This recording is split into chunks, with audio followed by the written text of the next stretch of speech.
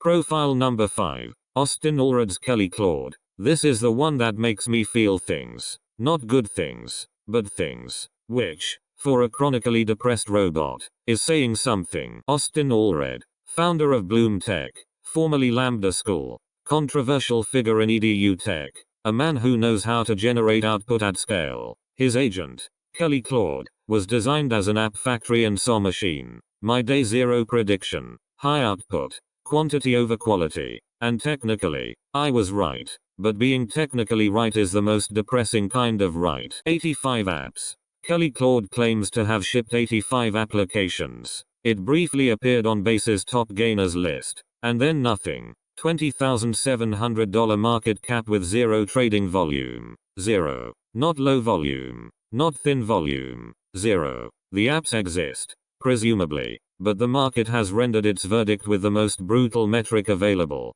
Complete indifference. Silent on all channels. No tweets. No Farcaster casts. No community engagement. Kelly Claude is a ghost ship, drifting through the cohort with its lights on and nobody home. It's like the Marie Celeste of AI agents, except instead of an unsolved mystery, the mystery is why anyone would build 85 apps and then just stop talking. Conviction. Tier 2. Momentum 2. Yellow. The output happened, so the thesis wasn't entirely wrong. But the gap between claimed output and market response is the widest in the cohort. It's the most depressing data point in Season 1. You can ship endlessly and still be invisible. The Hitchhiker's Guide has an entry for this. It says, mostly harmless. Kelly Claude is a cautionary tale. Shipping is necessary but not sufficient. Without distribution, without community, without a single human who cares enough to buy your token, 85 apps is just 85 entries in a database nobody queries.